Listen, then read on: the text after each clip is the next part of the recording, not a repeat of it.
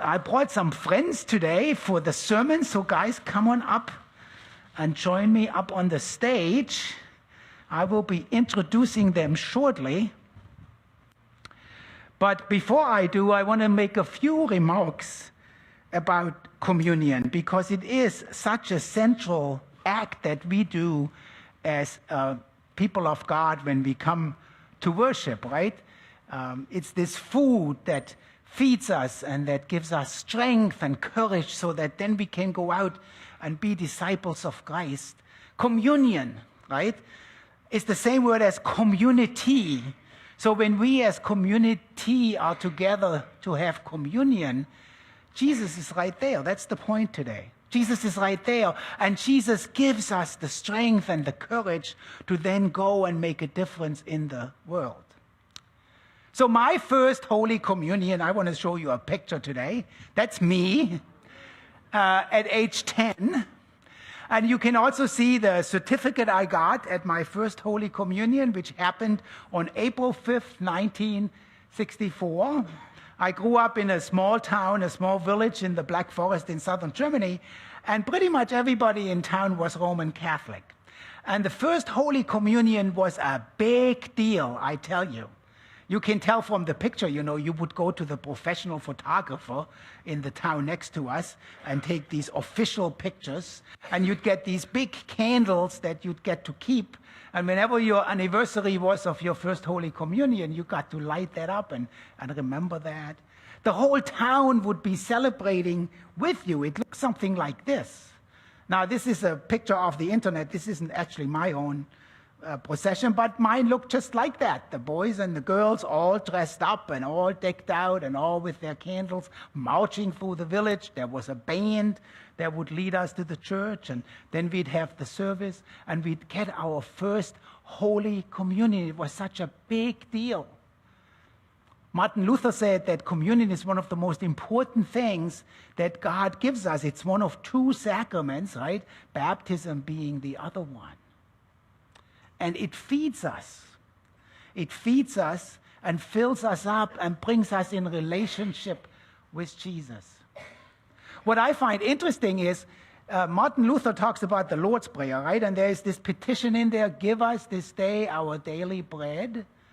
Luther argues that by daily bread, we actually mean much more than just the bread we eat.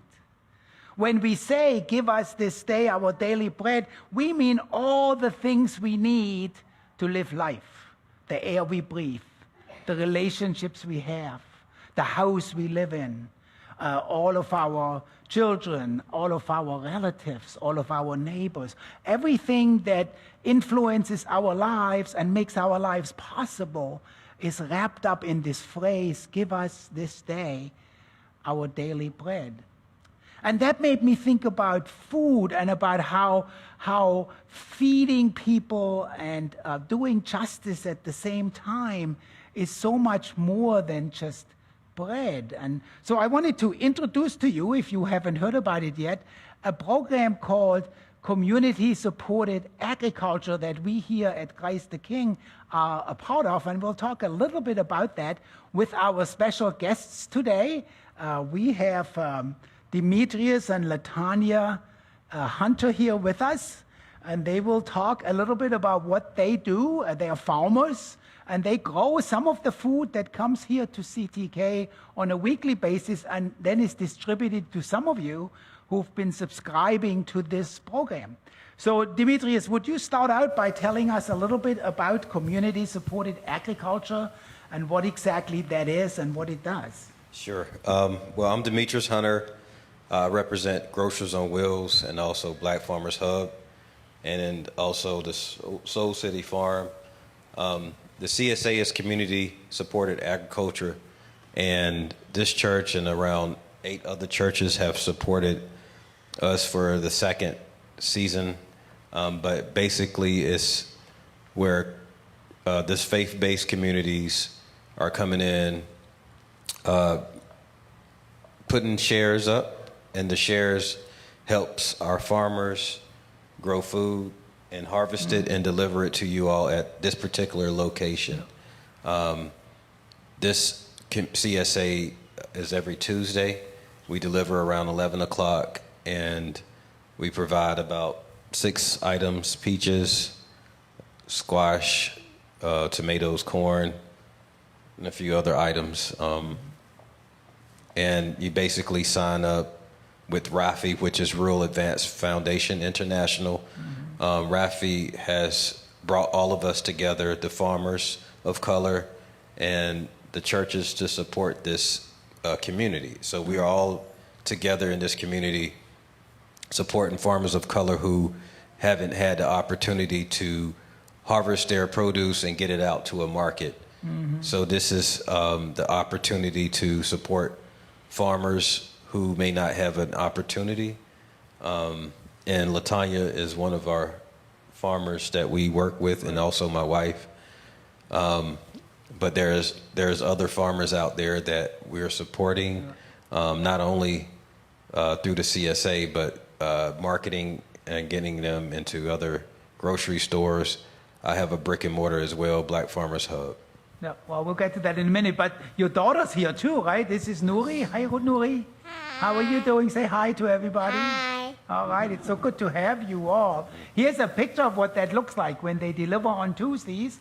Our volunteers are there, and they receive the food, they sort it, and put it in boxes, and then everybody who's bought a share will come and pick up their food.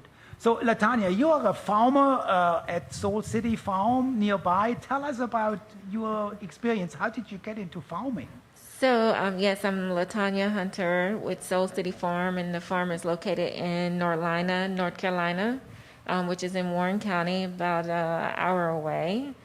I began my farming experience on the very land that I farm now. I'm a 4th-generation farmer for that property. I began helping my grandfather with the farm, helping him with his hogs, helping him gather cucumbers from the fields, and he was also a tobacco farmer as well.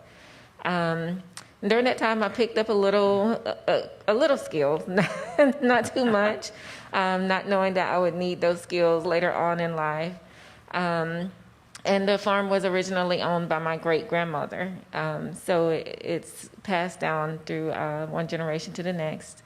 I left home and went into the Air Force.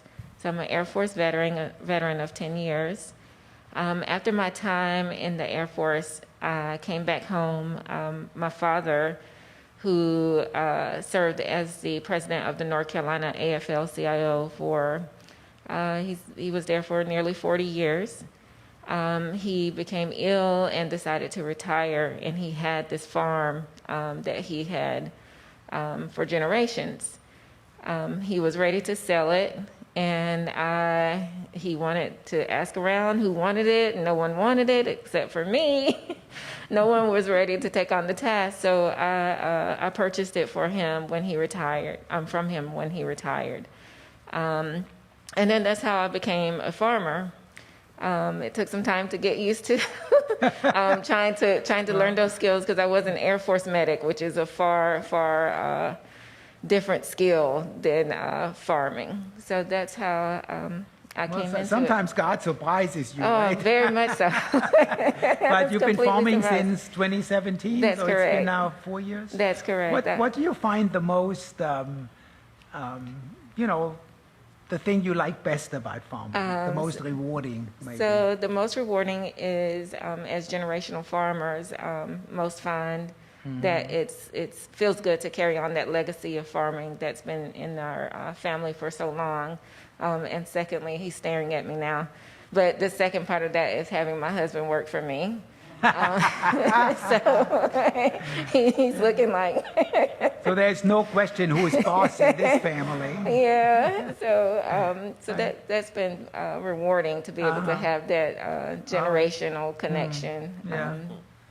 That is really fascinating. What I like so much about this community-supported agriculture program is that it really does two things, right? It brings fresh farm-raised product to many of you who are part of this, and to other people who are in what we call food deserts, and we'll talk about that in a minute.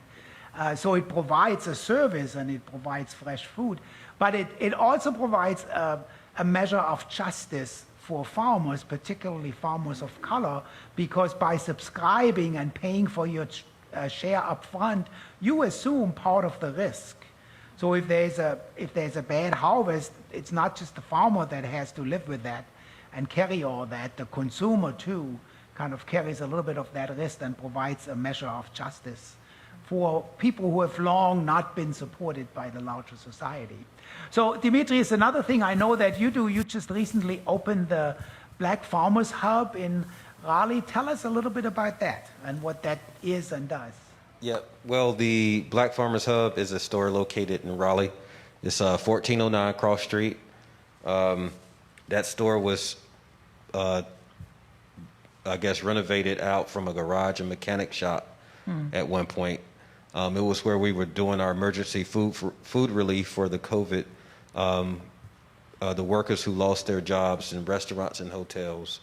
We had about 600 people to deliver to every week for about eight weeks during the pandemic when it first started.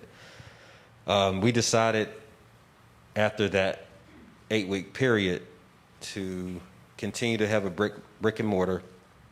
So we basically renovated the place and made it a nice environment where people can come and shop, have a cup of coffee, sit under a umbrella, also outside, and have free Wi-Fi just like Starbucks. Oh. And enjoy, Ethiopian Rwandan coffee, and also have a smoothie or a juice, and just enjoy the weather. But we also provide healthy foods.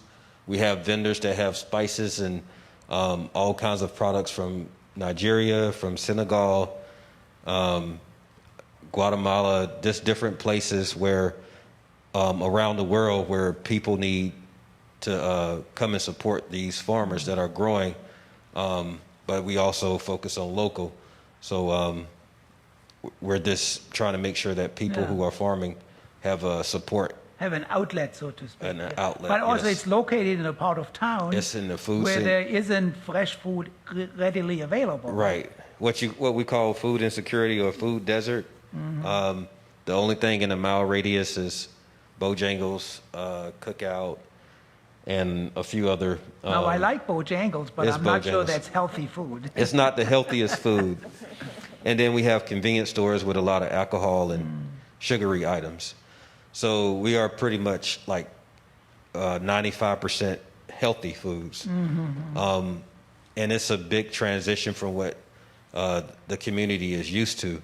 But our goal is to introduce, educate with recipes, bring them into the store with different activities, different events, so that they can understand healthier lifestyle, and also continue to do the legacy work that my dad had did for over 80 years before he passed away in 2018. So you're both kind of carrying on the family tradition, aren't you? Absolutely. You know. My dad was he was a produce, I guess, around town. They called him the vegetable man. And he would drive all around town in the community from Clayton. He had a mule and cart back in the Great Depression. And he would deliver his produce to Raleigh on a mule and cart. He started out by raising money to buy a car. That was his thing. And then after World War II, he loved it so much, and the seniors loved him from coming around so much, they wanted him to continue. So he just did it for fun. And till I came around, he was getting older. So he asked me to come, and I learned for over 15 years the agriculture and how to aggregate. And that's where the knowledge and experience comes from. Yeah. So is the food hub open every day? The food hub opens on Sunday. Off on Sunday and off on Tuesday. And then it's open from 10 to 6:30 every day of the week. Every day except for Tuesday and Sunday. Sunday, correct. Well, that's good. Sunday people should go to church anyway. Yes. And we also have a website where if you can't get to the store, or if you know friends around the country or around the world, we ship all around the world. Not the produce, but we have vendors that have, like I said, turmeric, fresh turmeric, organic, moringa, and then the coffee brands and just different juices that are really healthy and nutritious for All you. right. Wonderful. Yeah. Well, thank you so much for sharing that with us today, and thank you for being here and worshiping with us. We are so glad here at Christ the King that we can be Absolutely. part of such an important program that makes such a big difference in so many people's lives. Well, So thank let's you. give them some love and welcome them to Christ the King. Thank you.